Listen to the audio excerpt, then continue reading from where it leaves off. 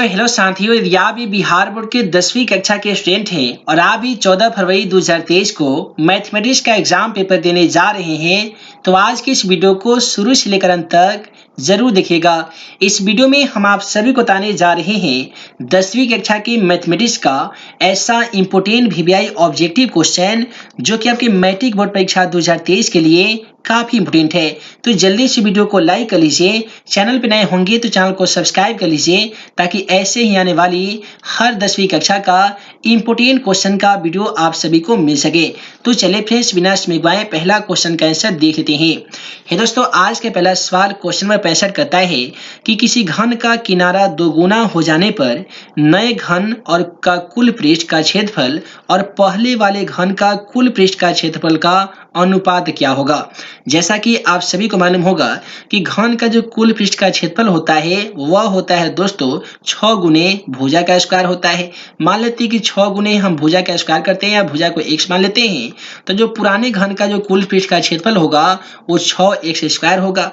अब यहाँ पे क्वेश्चन में कहता है कि एक घन के किनारा को हम दोगुना कर लेते हैं, यानी 6 गुने x के बदले में हम 2x कर देते हैं और इसका कर देते हैं स्क्वायर।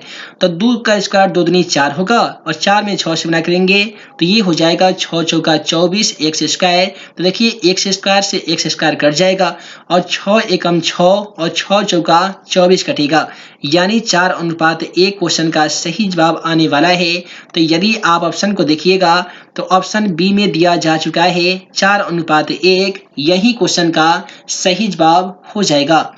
आइए इसी प्रकार से अगला सवाल क्वेश्चन नंबर 66 को देख लेते हैं। दोस्तों, यहाँ पे क्वेश्चन नंबर 66 क्या कहता है कि यदि किसी त्रिभुज के शीर्ष का निर्देशांक a,0, 0,0 और 0,b है तो त्रिभुज का क्षेत्रफल क्या हो जाएगा। देखिए यहाँ पे सबसे पहले आपको त्रिभुज का क्षेत्रफल वाले फॉर्मूला पे बना लेना होगा और यहाँ पे क्वेश्चन का जो सही जवाब आ जाएगा वो ऑप्शन बी आ जाएगा। कैसे शॉर्टकट में बनाइएगा तो आप सभी को बताया जाता है कि यहाँ पे एक फॉर्मूला होता है कि 1/2 गुने आधार गुने ऊंचाई होता है ना जी। 1/2 गुने आधार गुने ऊंचाई होता है। तो यहाँ पे 1/2 आधार को यहाँ पे मान लेते हैं कि ए मान लेते हैं, एज को मान लेते हैं बी। तो क्वेश्चन का जो सही जवाब आ जाएगा वो ऑप्शन बी आ जाएगा। उसके बाद में अगला सवाल क्वेश्चन नंबर 67 को देख लेते हैं। देखिए क्वेश्चन नंबर 67 कहता है त्रिभुज एबीसी समरूप त्रिभुज डीईएफ समरूप है जिसमें AB बराबर 1.2 सेमी है, DE बराबर 1.4 सेमी है। त्रिभुज ABC और DEF का क्षेत्रफल का अनुपात क्या हो जाएगा।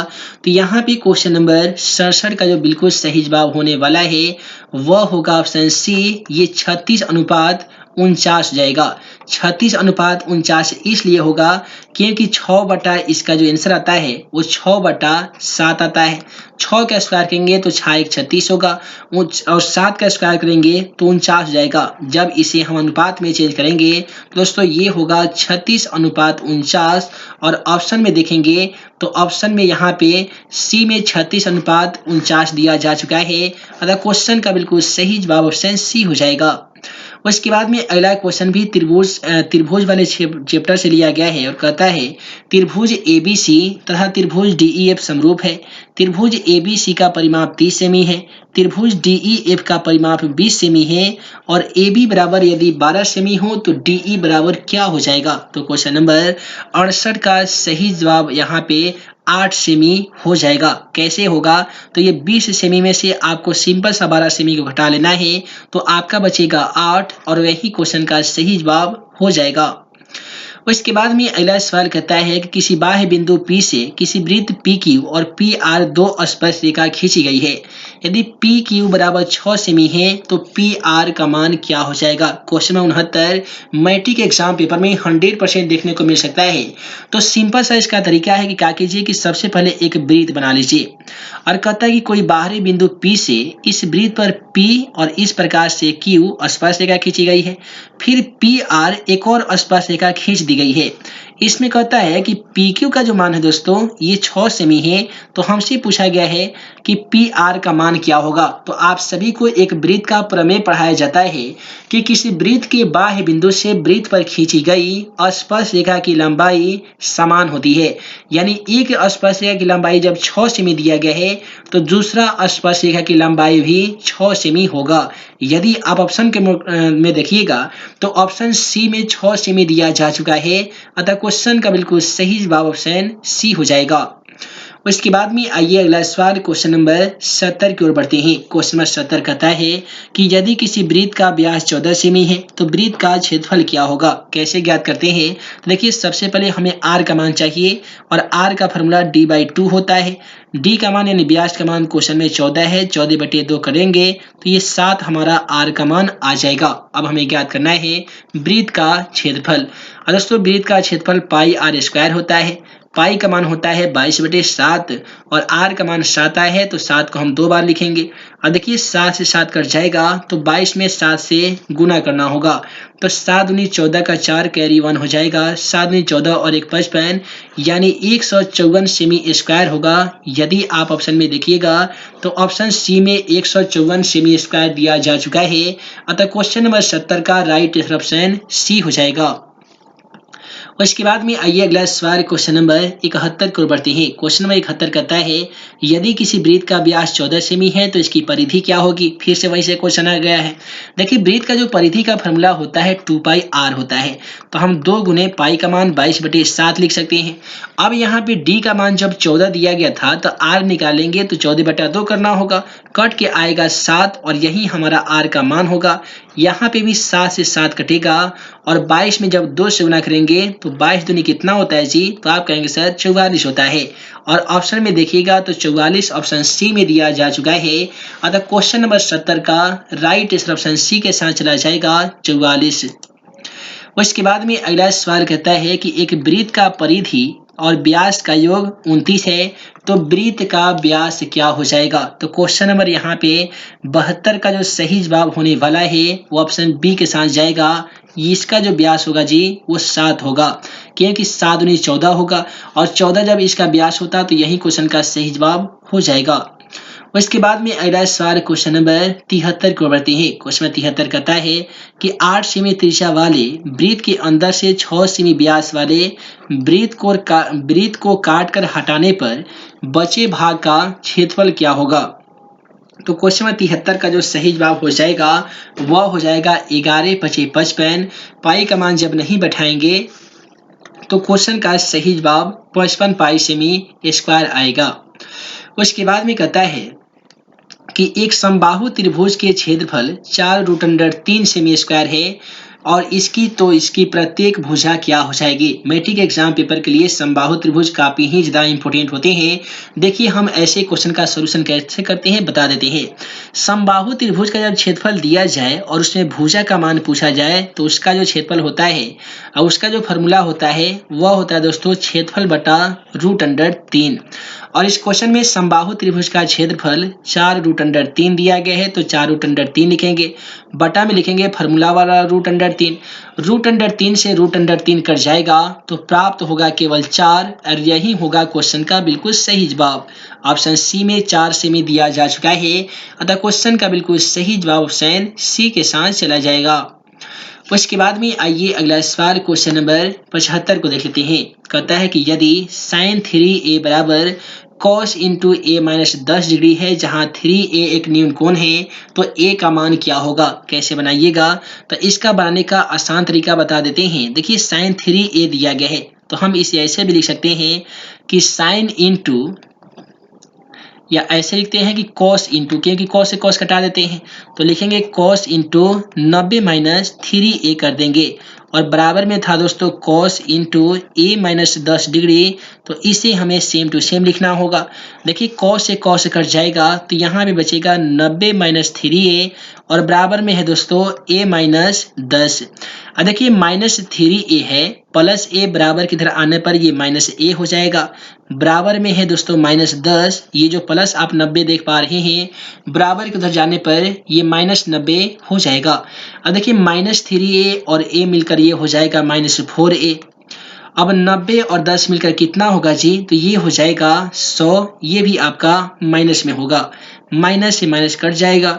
यदि हम a बराबर लिखेंगे 100, तो 4 जो गुना में देख पा रहे हैं बराबर के धन आने पर ये भाग में हो जाएगा, और 100 में जब 4 से भाग लगाएंगे तो 25 चौका होता है 100, और आसान तरीके से 25 मरतबे कट जाएगा। यदि आप ऑप्शन में देखिएगा तो ऑप्शन बी में 25 डिग्री दिया जा चुका है, अतः क्वेश्चन का बिल्कुल सही जवाब ऑप्शन बी के साथ चला जाएगा 25 डिग्री। उसके बाद में कहता है कि त्रिभुज एबीसी में AC स्क्वायर बराबर AB square plus BC square है, तो कोण B बराबर क्या हो जाएगा? आप सभी को पाइथागोरस प्रमेय में बताया जाता है कि किसी त्रिभुज के एक भुजा का वर्ग अन्य दो भुजा के वर्गों के योग के बराबर होता है तो सम्मुख कोण समकोण होता है। और समकोण कितना डिग्री का होता है जी? तो 90 डिग्री का होता है। तो क्वेश्चन का जो बिल्कुल सही जवाब हो जाएगा वो ऑप्शन ए होगा, 90 डिग्री।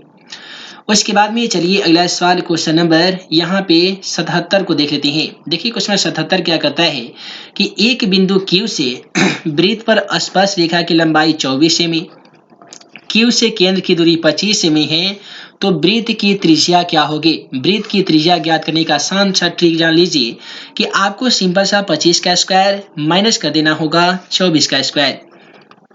तो यहाँ पे लिखेंगे 25 का स्क्वायर माइनस में लिखेंगे 24 का स्क्वायर। देखिए दोस्तों 25 का जो स्क्वायर हो जाता है वह होता है 625, और 24 का जो स्क्वायर होता है ये होता है दोस्तों 576। अब देखिए इसको घटा लीजिएगा, घटाने के बाद आपका 49 आएगा, है ना जी। 625 में से 576 को माइनस करने पे 49 आता है, और 49 का वर्गमूल कितना हो जाता है? तो 7 होता है, 7 सते 49। और यदि ऑप्शन में देखिएगा ना तो ऑप्शन ए में ही आपको 7 सेमी देखने को मिल जाएगा, यही आपका क्वेश्चन का सही जवाब हो जाएगा। उसके बाद में अगला सवाल देख लीजिए, कहता है कि एक सिक्के को उछाला जाता है तो जीत आने की प्रक्रिया क्या हो जाएगी? ध्यान दीजिएगा, जितना भी सिक्का या पासा से संबंधित क्वेश्चन पूछे जाएंगे उन सभी क्वेश्चन का जो सही जवाब हो जाता है वो हमेशा 1/2 होगा, क्योंकि एक सिक्के पर उछालने पर हेड आएगा नहीं तो टेल आएगा। टोटल जो संख्या आएगा कुल परिणाम 2 हो जाएगा। अब कहता है कि जीत आने की प्रक्रिया, तो जीत आने का अनुकूल परिणाम की संख्या 1 ही ना होगा जी, और कुल संख्या 2 आ सकता है, इसलिए जो क्वेश्चन का जो सही जवाब होगा वो 1/2 हो जाएगा। अब चलिए अगला सवाल क्वेश्चन नंबर यहाँ पे 79 को देखने जा रहे हैं। अगला सवाल कहता है किसी परीक्षा में सुमैया के पास होने की प्रक्रिया 3/4 है, तो सुमैया को फेल होने की प्रक्रिया ज्ञात करें। कोई ऐसा परीक्षा है जिसमें सुमैया नाम के एक लड़का है जिसको पास होने की प्रक्रिया 4/5 है, तो फेल होने की प्रक्रिया क्या होगी? तो इसका आसान फॉर्मूला 1 माइनस जितना प्रक्रिया दिया गया है उतना को घटा देंगे, यानी 4/5 करेंगे, और इसे बनाएंगे बट्टा का घटाव। 1 5 कैल्शियम 5 होगा, क्रॉस मल्टीप्लिकेशन करेंगे 5 में 1 से गुना करने पे तो 5 होगा, 4 में 1 से गुना करने पे 4 हो जाएगा। अब देखिए दोस्तों 5 में से 4 घटाते हैं तो 1 बचता है, यानी 1/4 हो जाएगा, और ऑप्शन बी में यहाँ पे 1/5 हो जाएगा, और ऑप्शन बी में 1/5 दिया जा चुका है, अतः क्वेश्चन का बिल्कुल सही जवाब 1/5 होगा। अब चलिए अगला सवाल क्वेश्चन नंबर 80 को देख लेते हैं। क्वेश्चन नंबर 80 कहता है कि 2 cos 6 डिग्री बटा sin 23 डिग्री, और माइनस में दिया गया tan 40 बटा cot 50 डिग्री, माइनस में दिया गया है cos 0 डिग्री बराबर क्या हो जाएगा? देखिए जब इतना को घटा लीजिएगा ना जी तो आपका 0 आ जाएगा, और यहाँ पे दिया गया cos 0 का मान, तो जैसा कि मालूम हुआ cos 0 का मान आपका 1 होता है ना जी। तो इस प्रकार से बना लीजिएगा, क्वेश्चन का राइट आंसर 0 डिग्री आ जाएगा। अगले सवाल के माध्यम से हमसे माध्यक पूछा गया है, और माध्यक ज्ञात करने का आसान फॉर्मूला, सबसे पहले आप इसे बढ़ते क्रम में सजा दीजिएगा। बढ़ते क्रम में सजाइएगा तो सबसे पहले 2 लिखना होगा, उसके बाद में 3 लिखना होगा, 5 8 और 8 लिखना होगा।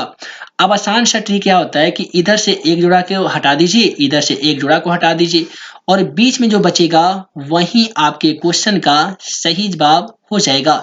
यदि यहाँ पे आप देखिएगा ना तो देख लीजिए आपका बीच में 5 बचा है, और ऑप्शन में भी देखिएगा तो 5 देखने को मिलेगा, इसलिए क्वेश्चन का जो बिल्कुल सही जवाब होगा वो ऑप्शन सी होगा, 5। उसके बाद में अगले वाले क्वेश्चन के माध्यम से हमसे बहुलक पूछा गया है, और बहुलक के बारे में क्या बताया जाता है कि अत्यधिक जो बराबरता का जो मान होता है वही आपका बहुलक कहलाता है। इसमें देखिएगा तो 3 एक ऐसी संख्या है जो लगभग 3 बार 3 और 1 4 बार आई हुई है। 3 एक ऐसी संख्या जो इस आंकड़े में 4 बार आई हुई है। 4 बार या 4 बार से ज्यादा बार आने वाली 3 के अलावा कोई अन्य संख्या नहीं है। इसलिए इस क्वेश्चन में जो बहुलक का जो आंसर होगा दोस्तों वो 3 होगा और 3 ऑप्शन ए में दिया गया है। अतः क्वेश्चन का बिल्कुल सही जवाब ऑप्शन ए के साथ चला जाएगा। अब चलिए अगला सवाल क्वेश्चन नंबर 83 को देखते हैं। क्वेश्चन नंबर 83 कहता है कि वर्ग अंतराल 10 से 20 का वर्ग चिन्ह क्या होगा। देखिए वर्ग चिन्ह ज्ञात करने का आसान सा ट्रिक क्या होता है कि जब 10 से 20 दिया गया है ना जी, तो 10 में 20 को जोड़ दीजिए, 2 से भाग लगा दीजिए, तो 20 और 10 हो जाएगा 30 और 30 में लगाएंगे 2 से भाग, तो ये कटेगा 15 दूनी 30। इसलिए क्वेश्चन का सही जवाब ऑप्शन बी के साथ चला जाएगा 15 दूनी 30 यानी 15। अब क्वेश्चन नंबर 84 को देख लीजिए। कहता है कि वर्ग अंतराल 5 से 10, 10 से 15 और 15 से 20 में वर्गों की लंबाई क्या होगी। यानी आपसे ये पूछा गया है कि इसके बीच में कितना का अंतराल है। दोस्तों 5 से यदि 10 में देखिएगा तो कितना का अंतराल आ रहा है, 5 का। फिर 10 से 15 में देखिएगा तो भी आपका 5 का, 15 से 20 में देखिएगा तो भी 5 का। तो जो वर्गों की लंबाई होगी ये भी आपका 5 के बराबर ही होगी और ऑप्शन ए में 5 दिया जा चुका है। अतः क्वेश्चन का बिल्कुल सही जवाब ऑप्शन ए हो जाएगा। उसके बाद में आइए अगला सवाल क्वेश्चन नंबर यहाँ पे 85 को देख रहे हैं। कहता है कि सेक ए प्लस टेन ए इंटू 1 माइनस कॉस साइन ए बराबर क्या होगा। ये हालांकि एनसीईआरटी के मैथमेटिक्स से क्वेश्चन लिया गया है। इस क्वेश्चन का जब सॉल्यूशन किया जाता है तो हमेशा इसका आंसर क्या आता है जी, कॉस ए आता है। यदि आपको नहीं आता होगा बनाने तो आइए देख लेते हैं। देखिए दिया गया सेक ए, इसका फॉर्मूला हम लिखेंगे 1/cos ए। उसके बाद में दिया गया tan ए और tan ए का फॉर्मूला होता है sin a/cos ए होता है। और ऊपर में दिया गया था 1 माइनस साइन ए, तो हम 1 माइनस साइन ए लिखेंगे। देखिए cos a का एलसीएम cos a हो जाएगा और ऊपर दोस्तों होगा 1 प्लस साइन ए और यहाँ पे दिया गया था 1 माइनस साइन ए। अब देखिए फॉर्मूला कहता है कि a plus B into A square minus B square होता है ना जी। तो हम एक में एक से करेंगे तो एक हो जाएगा, साइन में साइन से करेंगे तो साइन स्क्वायर हो जाएगा और बटा में ऑलरेडी कॉस दिया गया था तो 1 माइनस साइन स्क्वायर ए बराबर होता है कॉस स्क्वायर ए और बटा में कॉस ए है। एक कॉस से एक कॉस कट जाएगा तो अभी भी हमारे पास कॉस ए बचेगा। इसलिए क्वेश्चन का राइट आंसर ऑप्शन ए हो जाएगा। अगला सवाल कहता है कि 5 संख्याओं का मान 18 है। यदि उसमें से एक संख्या हटा दी जाए तो उसका मान 16 बच जाता है, तो हटाई गई संख्या क्या हो जाएगी। तो क्वेश्चन 86 का सही जवाब 26 हो जाएगा, क्योंकि जब भी दो संख्याओं का मान 18 है तो उसमें से एक संख्या हटा देते हैं तो मान बचता है 16। इसलिए वह संख्या का जो मान होगा वो होगा 26। उसके बाद में कहता है कि बहुलक समान वह चर मान होता है जिसकी बराबरता सबसे अधिक होती है, सबसे कम होती है, बराबरता का कुल योग होता है। तो अब ये भी हम आप सभी को बता रहे हैं कि हम लोग बहुलक उसे कहते हैं जो आंकड़े में सबसे ज्यादा बार मान आने वाली होती है। तो इसलिए सर्वाधिक वाला क्वेश्चन का सही जवाब हो जाएगा। अगला सवाल कहता है कि निम्नलिखित आंकड़ों को बढ़ते क्रम में लिखा गया है। तो इसमें कहता है कि माध्यिका 35 है तो x का मान बताइए। देखिए अब माध्यिका का यहाँ पे 35 दिया गया है, उसमें आपसे x का मान ही बताने के लिए पूछ दिया गया है। तो जब मान बताइएगा तो आपका जो क्वेश्चन का सही जवाब होगा वो 36 डिग्री हो जाएगा। तो ये दोस्तों वीडियो लंबी ना हो जिस कारण मैं इस वीडियो को यहीं पे एंड करता हूँ। आशा करते हैं कि आज का वीडियो आप सभी को पसंद आया हो। दोस्तों वीडियो पसंद आया हो तो वीडियो को लाइक कीजिएगा, अपने दोस्तों में शेयर कीजिएगा। हमारे इस YouTube channel math in my tips को यदि आप पहली बार देख रहे हैं तो चैनल को जरूर सब्सक्राइब कीजिएगा, ताकि ऐसे ही आने वाली हर 10वीं कक्षा का इंपोर्टेंट क्वेश्चन का वीडियो आप सभी को मिल सके और आप हमारे द्वारा बनाए गए तमाम वीवीआई क्वेश्चन का वीडियो सबसे पहले देख सके। तो मिलते हैं एक नए वीडियो में नए वीवीआई क्वेश्चन के साथ। तब तक के लिए आप सभी को वीडियो देखने के लिए बहुत बहुत धन्यवाद।